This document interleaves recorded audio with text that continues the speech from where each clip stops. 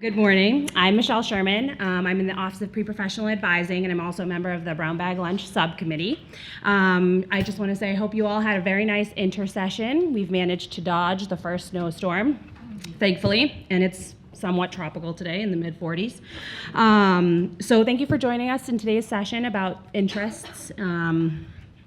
From a student's perspective as well as from an advising perspective. So without further ado, I'd like to introduce today's speaker, Victor Kestenbaum. He is a professor of philosophy emeritus. So Victor. Thanks very much for inviting me. I'm glad to be here. What did I do for 42 years? Among other things, I thought about ideas, concepts. Not surprisingly, philosophy quite often likes to think it owns the big ones. Truth, justice, meaning, beauty, so forth. I mean, after all, this almost sounds like I'm about to say it's true, but no. Depending upon how far you go in your education, you do get a doctor of philosophy. Doctor of Philosophy, but I don't necessarily subscribe to that view. And one of the reasons that, or one of the occasions for my being careful about that kind of doctrinaire view is that my career at the U started in the School of Education. I was a practical person with some theoretical interests, with philosophical interests. However, most of what I did in the School of Education was concerned with foundational ideas. Indeed, my department at one point was called Foundations of Education. I won't trace my history at BU. It's long. And for the most part, it's definitely has been wonderful. But why today? Why am I here today? I'm here today because among the concepts, the ideas that have become central to me in my post-retirement activity at Boston University is the concept of interest. I am not necessarily today going to address tools and strategies. And yet, having spoken to this wonderful gentleman from who are working in SED, it's hard for me not to. Because if you think carefully and deeply and ardently about certain concepts, it takes you into the world. It takes you into, so what happens if you have a different conception of interest than I do? You think interest is this? You think, well, no, actually, when you have an interest, you have something more approximating this. Of course, you could say interest is whatever you think it is. That does send a chill down most philosophers' spines. You know, it's sort of like Socrates saying, well, if you think virtue is that, good enough, let's go get something to eat. No, that's not likely to happen. So what I'd like to do today is with you to think about interest. Where to begin? Where else? Iggy Peck, the architect. I hope I'm not pandering. It received a number of awards. Iggy Peck, Architect by Andrea Beatty. I won't read the whole thing. No. It's very short. I think it's very good. Iggy loves to build, to make things. Initially, his second grade teacher is not terribly sympathetic. You, Iggy Peck, your desk is a wreck. Tear down that castle right now. You will not build in here. Is that perfectly clear? Do you need to see Principal Howe? No, ma'am, Iggy said. He lowered his head, and his heart sank to the floor. with no chance to build, his interest was killed. Now second grade was a bore. He's redeemed, and the teacher redeems herself. Let's go to elementary education. Graduate education. The graduate school mess. Oh dear. What caused it and how to fix it, how we can fix it, by Leonard Cazzuto. In the chapter on advising, particularly with respect to advising students who are working on their dissertation. What is your student really interested in? Good scholarship is usually autobiographical in some way. It tells the story of the writer's interests, refracted through the work of others. It is an interesting idea. It's useful to sit down with struggling graduate students to see if they still care about what they're writing about. Such students may need your encouragement to follow their own interests, for most fear the disapproval of their advisors.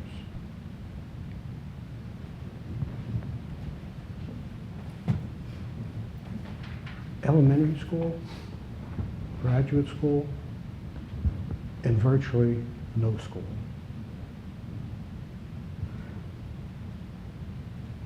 On December 20th, 1859, Abraham Lincoln wrote, "I was losing interest in politics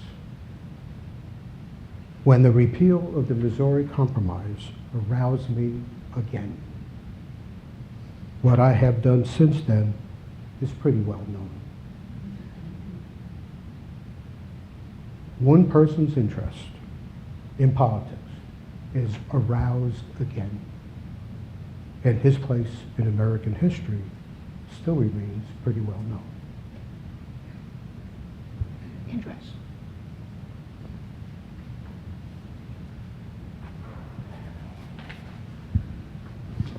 I'm building momentum. I mean, Lincoln can do it. Iggy's okay. Graduate education's okay, but Lincoln, I have lost interest in politics.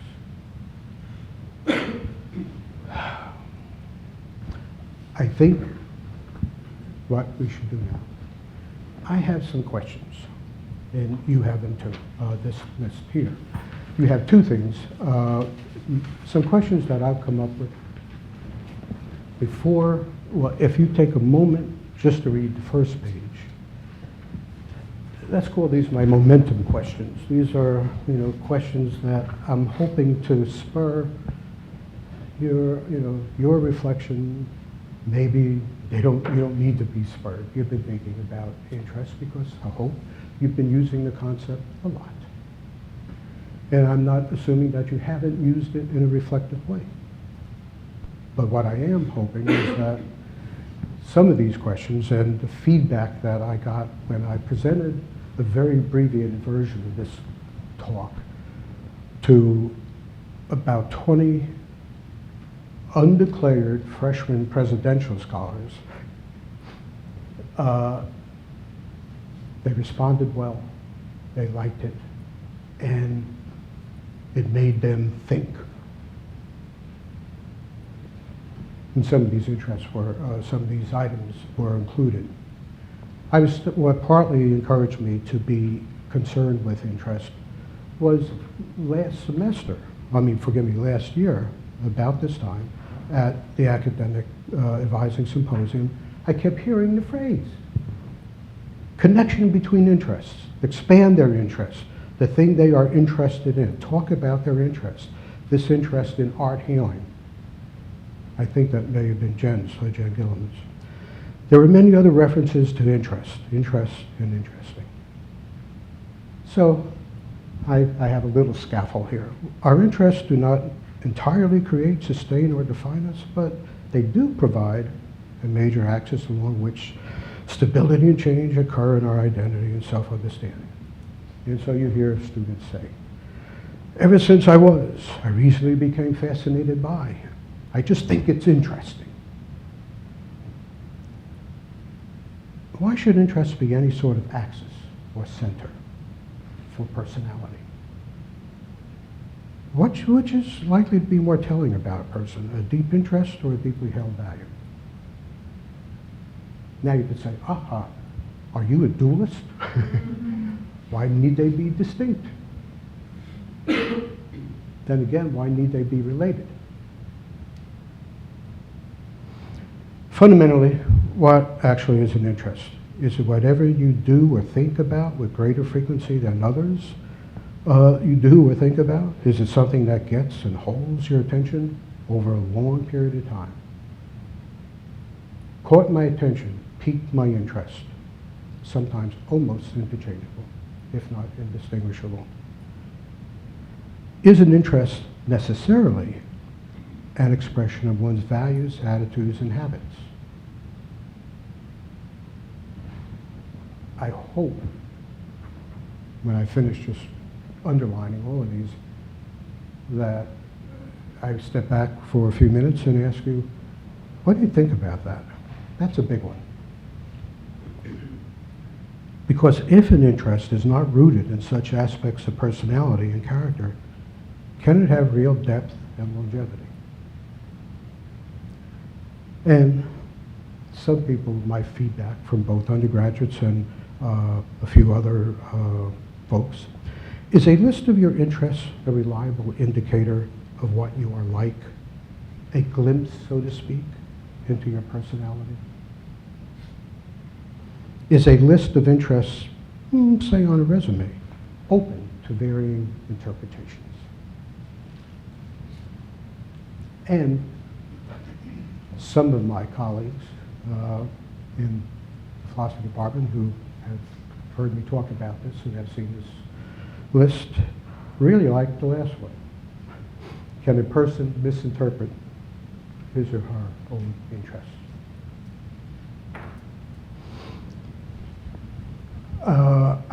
I have more things I want to read from, of a more, if you will, professional kind or nature. But at the moment, for the moment, before a few minutes, how do we pick up? I mean, can we not come up? Please don't think I'm looking for one definition or one concept of interest. But your work with student interests, what has it taught you? How careful do you find yourself needing to be or preferring to be if you say of someone, she's interested in? You say, well, okay, but look, I'm interested in vintage watches, old watches, wristwatches. I collect them. Oh, I have a dozen, maybe a little more. Do I know anything about, about how a wristwatch works? It's tiny, tiny, tiny. So if someone says, Victor's interested in vintage wristwatches, yeah. Do I have an interest in it? Not enough to learn about repairing, doing fundamental repairs on the wristwatches that I collect. I give it to one or two watchmakers who know what they're doing. If you have an interest of the sort, let's say, like poor, Iggy, very early, he's not interested in building. That little fellow, that is his life.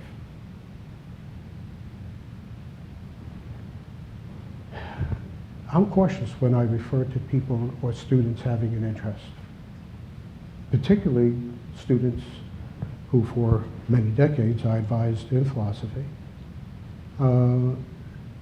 because what happens. They come and you say, oh, you declared a major in philosophy. Welcome.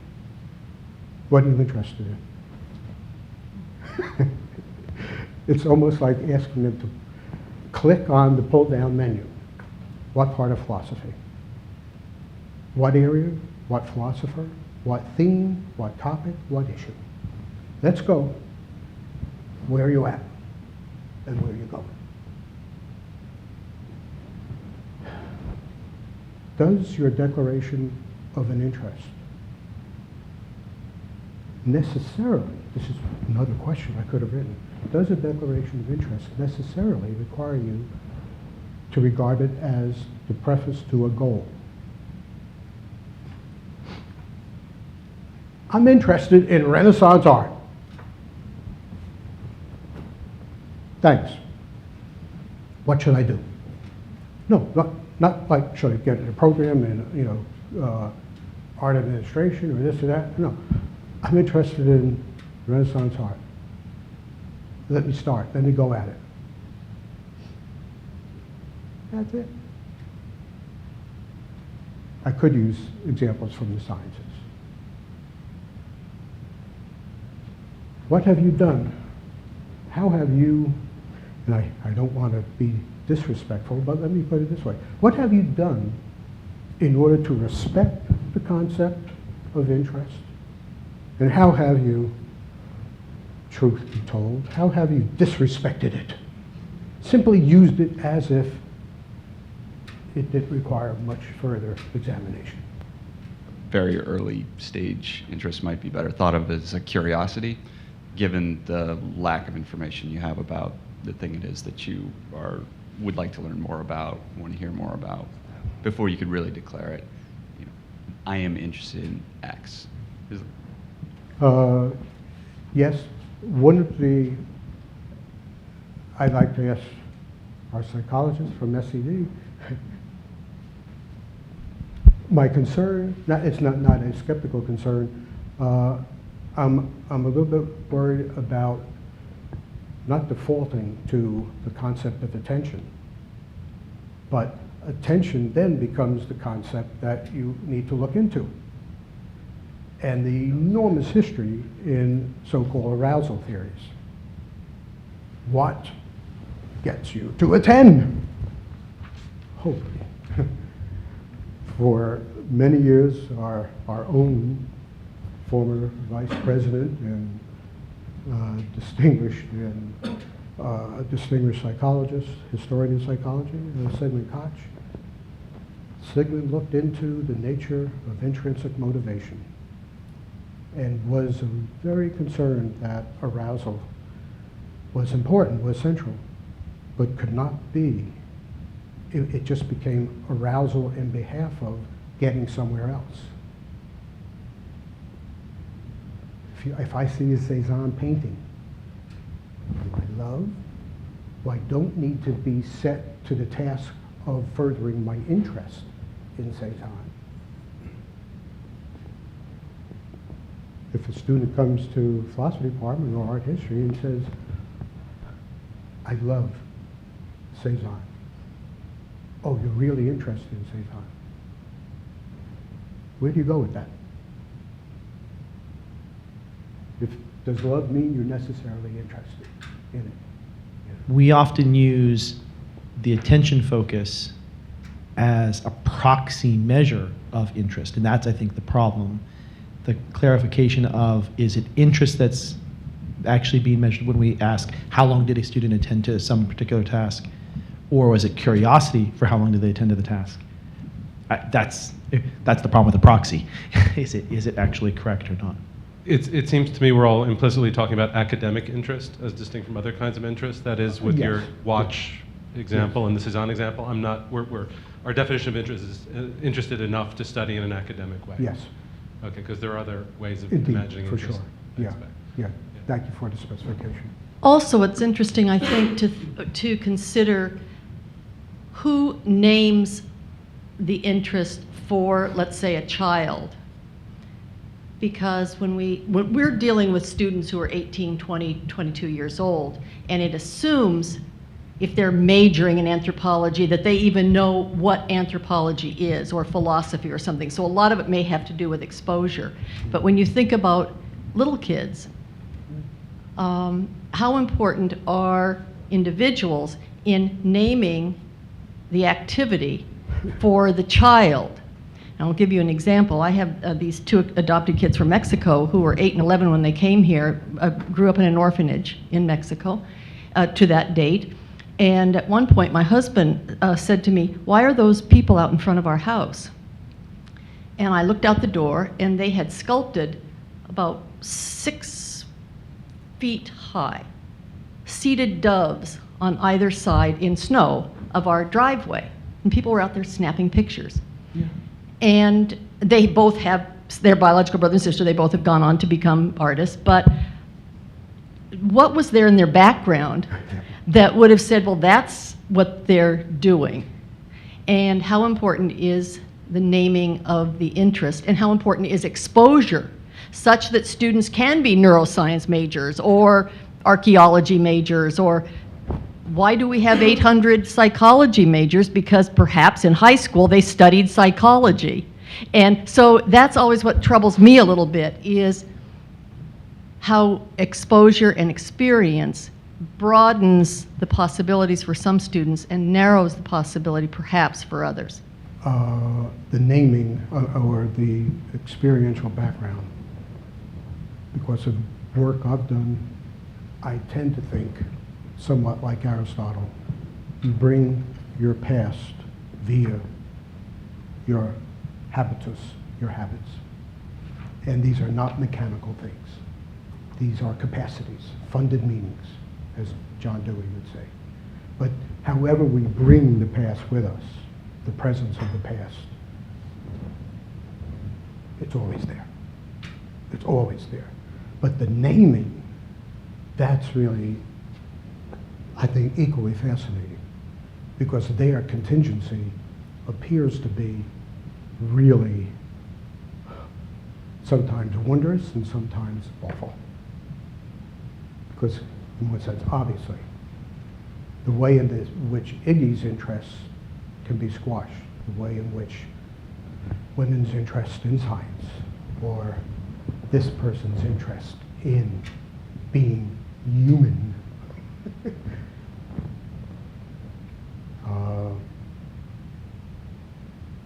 I grew up in a segregated housing development. And the only place I met my black friends was on the basketball court. And that division, I don't know whether the naming, I mean, how do you overcome, as some people today call it, white privilege? This is why I was wondering with Raoul, the last blind spots. In one sense, my entire history is a blind spot. Professional knowledge can be a blind spot.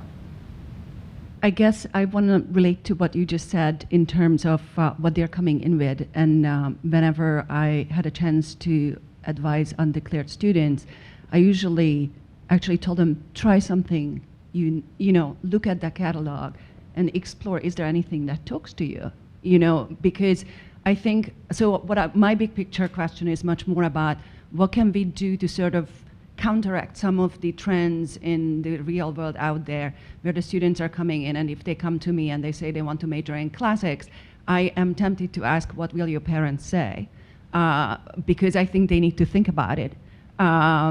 And the expectation that they should all be scientists or pre-med or pre-law or whatever other business interest they might have.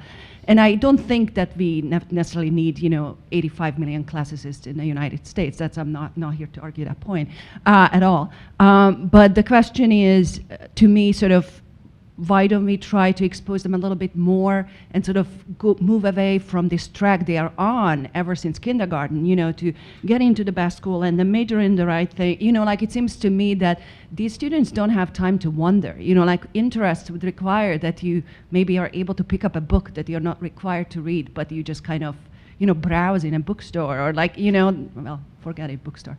But like I sort of wonder what it is that's our commitment to liberal arts education and sort of exposing them to a wide variety of experiences and fields they have never heard of, and how can we to some extent counteract those trends, and to what extent sort of what can we say to them about what it means to major in anything, how big a commitment that is, or I think we are thinking about this all the time, obviously. So should they get like non-graded classes that they can explore? Like I'm sort of just wondering what else we can do to sort of feel a little less like, oh, if you want to major in philosophy, okay, then is it 18th century? Is it European? What kind of is it analytical? Immediately, sort of that sort of specialization, which I do think is very limiting. Ultimately, because you can't see anything else. It's a blind spot, to use your phrase. I have a response, but what do you folks do in the face of that incredible challenge to what it means to be an advisor? I've only discovered his work or some of his articles in the last 2-3 months. Mark Lowenstein, I think at one point he was the president of the NACADA, National Association, what is it? NACADA. National Advising Association. Yeah. Are you advising? He says, advisors are possibly / probably in the best position to truly understand the possibilities of transformative education. You help the student see the big picture. This sounds like I am putting down disciplinary, monotheism. This is the truth. This is it. No. And with the serious interest to be you and interdisciplinarity, maybe we're doing something else. But wow. How do you expand the interests? It's not just expanding interests. It's deeper. As deep as you take the concept of interest, that's how deep you are going with, I want to help you think about your life, your major, not simply help or provide a service. And that's where he's sort of, I guess, considered by some people very radical. He doesn't see professional advising as a service function. It's truly educational. Advisors or students should get credit for it. I think it's a nice segue into the approach at my office. As many of you know, I work in the University Service Center, so we're not academic advisors. We're not affiliated with any academic unit at the university, but we're often working with students who find themselves in situations where they're trying to juggle multiple aspects of their experience. And it may be something like, I have enough money to pay for the last year of my degree. My parents want me to pursue this kind of program for the obvious fiscal benefits, the guarantee of a job, but my interests are something different. Or I'm halfway through this degree and I still don't know what my interests are or what I should do. And of course, I'm getting to the point where I need to declare a major. And I think, again, we work in a very practical level with students, but what we try to do, all the staff in my office, is really talk about how do we fit particular interests in with the big picture of their experience. An interest doesn't mean they have to declare a major in a particular field. There may be ways to pursue an interest with a completely different major. They can explore it through a hobby, devoting time outside of whatever the time is they need to complete their degree. They may find that they have an interest that there really isn't sort of an academic path for. So I think to some extent, as students, they do what everybody has to do with their interest in life. You figure out how to work it in, and then you make some decisions I'll pursue this academic path for this reason and it's interesting to me, or I'll do it because that's what my parents are willing to pay for and I need a degree, and then I'll have a job, and then I can go pursue this interest that I have after I graduate, or pursue it with more time and effort after I graduate. So I think, at least, and again, I'm not speaking as an academic advisor who needs to help a student pick a major, but more, from the perspective of an office where sometimes we help students mediate those transitions from one major to another, and also just how to make it fit in the big picture. We have to make a conceptual distinction between two kinds of interest. We're implicitly, again, making the argument that students pursuing their interest is in their interest, right? Which is something that their parents might not agree with. In Don't other say words, we, I'm not. I think we are. I think we're I mean, I don't want to speak for you, but I think, correct me if I'm wrong, we're agreeing that we are trying to supply a liberal arts education that depends on students discovering their own drives and following them through. But there's another meaning of the word interest, which is financial interest, projected interest, and this is the great spoiler. And I think we'd like to think that students discovering their academic interests and pursuing them is something that we could argue is actually in their second kind of interest, whatever their parents think. Are we trying to make that argument? Can we make that argument? Do we want to make that argument? I would demur from the first part, as I indicated, and perhaps because I am somewhat aligned with what you just said, which is that I'm not necessarily convinced that because the student indicates an interest in abstract expressionism, painting, that I am thinking of interest as a way in which, sort of like the carrot, okay, you're interested in that. How about if, and then you plan or work with the student to do something that makes his or her pathway through college a response to that interest. Now you can say, well, what the hell are you going to do with the student? Just leave it there? I guess you could say to the student, you really love modern painting, particularly abstract expressionism. Why are you here? Whether it's in CFA, or if you're in the art history department here, or philosophy, or sociology of art. What do you want to do? That isn't necessarily a request for what will your parents subvent.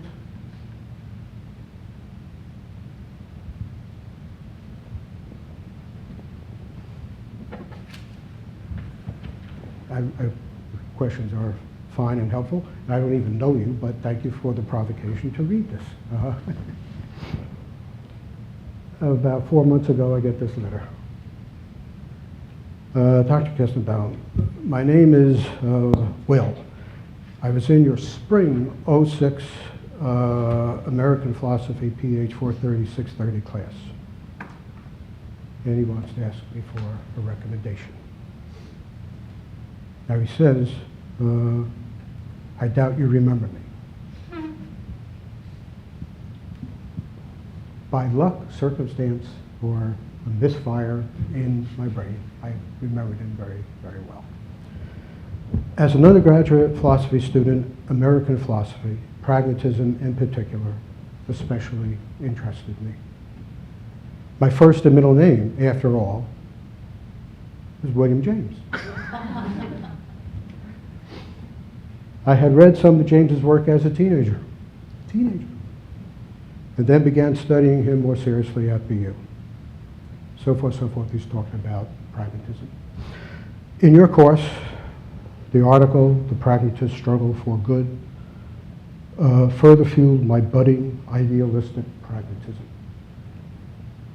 The surrender of experience good for the possible ideal good was a framework for morality that made perfect sense to me, and now in hindsight, motivated my future career.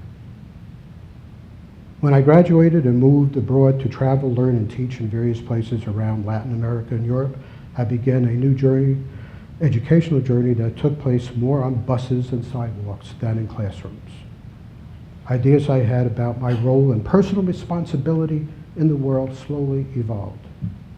Truths I once believed implicitly or unconsciously proved false.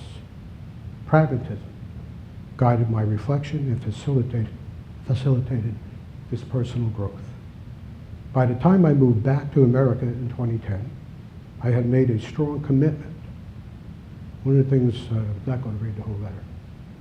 The word interest drops away. No longer an interest, it's a commitment. To social justice through education. I recognize the place of privilege that my race, nationality, gender, and economic background had afforded me. As I reflect on the path my life has taken the past decade, its connection to my study of pragmatism in your class and others is clear and undeniable. I see how it colored both my ideological evolution in the first years after college and how it continues to prove relevant and meaningful in my present career. I appreciate your class and the effect it's had on me. It's, of course, moderately flattering. I helped somebody. But what I like about, if you will, the phenomenology of it, the way in which his experience has moved from having been interested in American pragmatism philosophically, coming to BU, taking a course, it fuels him, stokes him, and then I don't see him for 10 years, nearly. And as so many of us, whether in the sciences or the humanities, you get a letter from somebody that says, your course.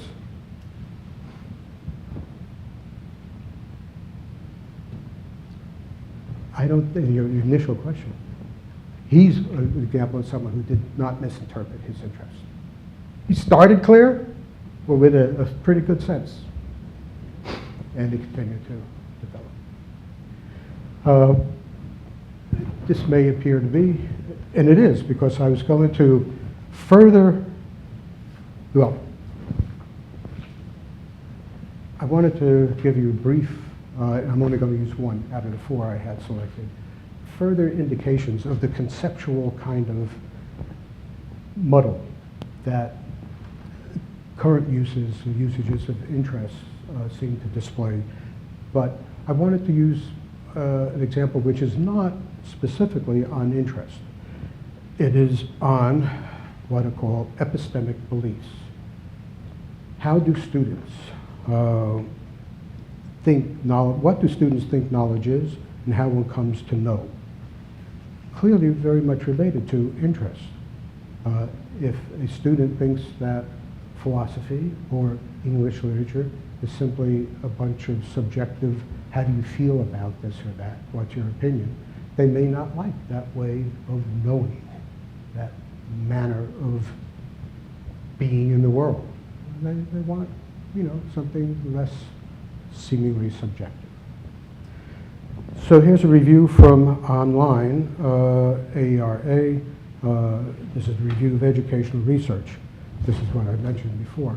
The development of epistemological theories, beliefs about knowledge and knowing and their relation to learning.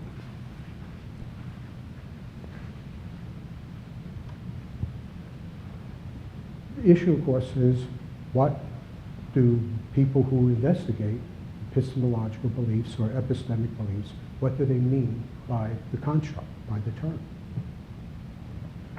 Defining the construct based on existing research is problematic, as there are discrepancies in naming the construct as well as in defining the construct, to the extent that it is sometimes unclear to what degree researchers are discussing the same intellectual territory. I don't know what we're talking about.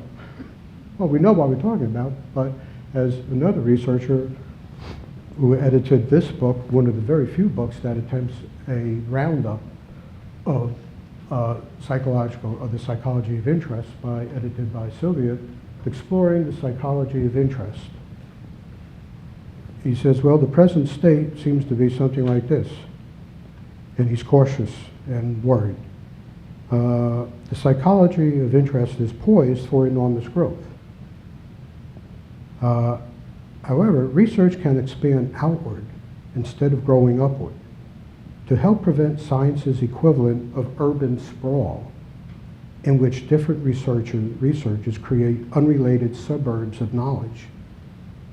This section highlights some of the important problems that deserve more research. Well, I think that the idea of interest sometimes is very visible, sometimes invisible. Last semester in a New York Times supplement, what you have here, How to Live Wisely. I said, oh, wisely, philosophy, should look at that. You know. 5 exercises that tackle the big questions. Well, Richard Light, professor at Harvard, Graduate School of Ed, I knew his book, Making the Most of College. It's pretty good. So imagine you're dean for a day. What is one actionable change, practical change, you would implement to enhance the college experience on campus? Well, he asked his students this question for years. What are the questions? What does it mean to live a good life? What about a productive life? How about a happy life? How might I think across these ideas if answers conflict with one another? And so what they do. On my campus, a small group of faculty members and deans created a non-credit seminar called Reflecting on Your Life. The format's simple. 3 90-minute discussion sessions for groups of 12 first-year students, led by faculty members, advisors, or deans. Well over 100 students participate. So here are the 5 exercises that students find particularly engaging, designed to help freshmen identify their goals.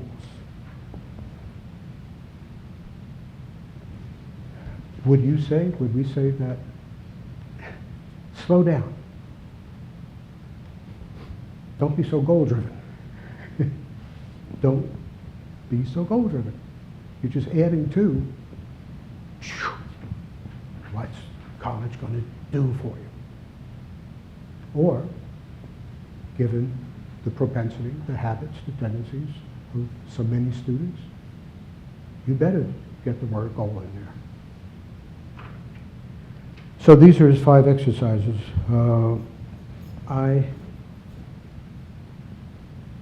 thought that at least for a couple of minutes you might look them over. As I suggested to Courtney Martin, when I did this whole thing with the freshman presidential scholars, it seems to me that the matter of interest is expressed in these 5 exercises, and these exercises express fundamentally something about interest, but it's disguised, it's not obvious.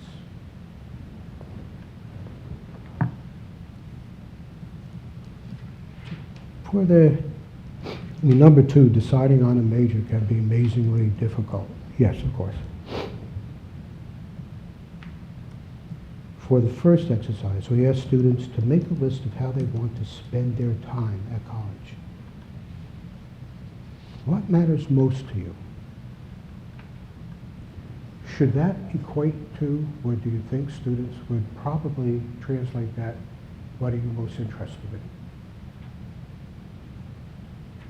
Should you strive to avoid that equation?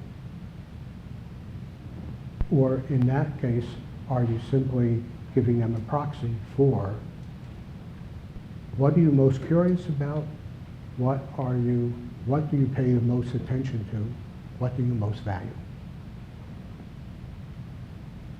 How are you going to use and not misuse interest? The third, he calls this the broad versus deep exercise.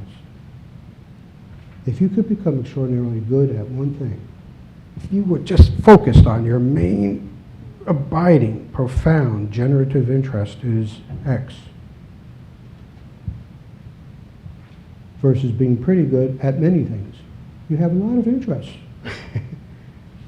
Which approach would you use? What would you do? That's why we have general ed requirements.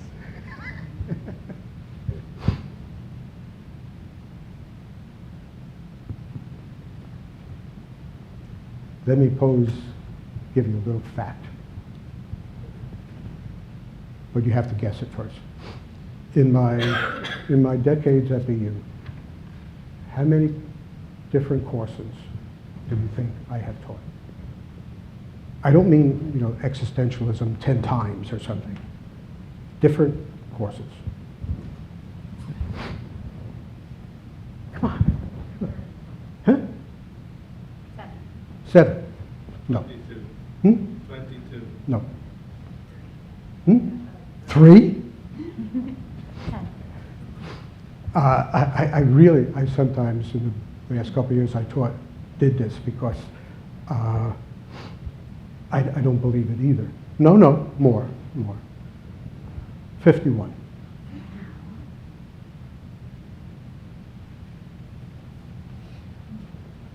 That account includes courses in SED, courses in the philosophy department. Also, I have co-taught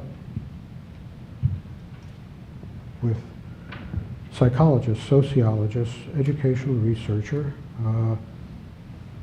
I don't know what to call Christopher Ricks. And 2 other people. I've co-taught with people in 6 different disciplines. I've taught in the College of Fine Arts. I've taught 3 years in the School of Medicine. Does that mean I have a lot of interest? I hope you don't think I'm just being melodramatic if I say, I don't know. I don't know. It means I'm restless. But if somebody said to me early on, wow, you really, you can't settle down. You must be very superficial. You know a lot about some things, a little bit, or you know something, and all of that, generalist. If I have suggested anything today, I don't know whether being that, I don't know that there's anyone at BU who has taught 51 different courses. Is it enviable? I'm not sure. It's a fact. It's hermeneutically suspect. How do you interpret it? How do you interpret it? What I've tried to do today is to make the concept of interest problematic.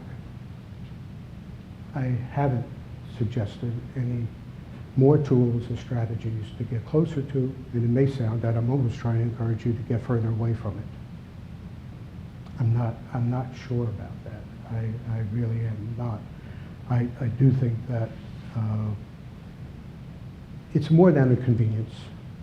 You need to be able to, to start a conversation about, what philosophers or phenomenologists call the student's life world, the Lebenswelt. Where are they? What are they? That's the texture. And it may not be anything more than that. It's a texture. It's the enfant. You begin there. You begin. And if somebody now were to say, so really, if we look at your CV, we note you have nothing there called interests, like at the end,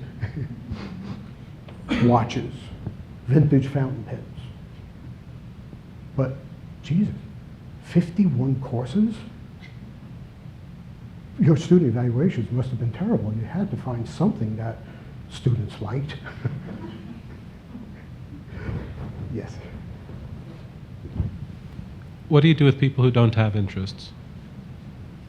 I mean, can you imagine students who don't have interests? Yes. Uh, No, well, but I think I respect your initial question very much and say you can always see, you can attempt to see if that in fact is the case. And as I think, Dewey, as he so often was, correct, you can maybe look in and see are there tendencies. But I sort of like, because I know you used the book, I think there are parts of it that are very good, very nice. She does rely on interest in a fairly unexamined way.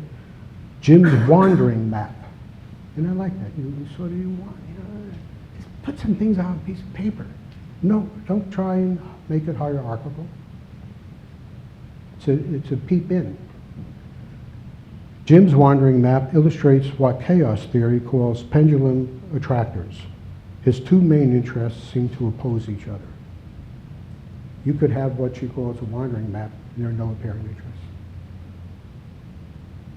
And I don't know if you would want to go in this direction, but I think in some sense, that's very dangerous territory. That is, not to have no apparent interest, but as you try to inductively start to, well, what? I mean, the wandering map technique Yeah, of divining interest. you got it. Yeah. Yeah, and yet, that's what we do. I guess there are alternatives, but I certainly don't want to be deductive and say,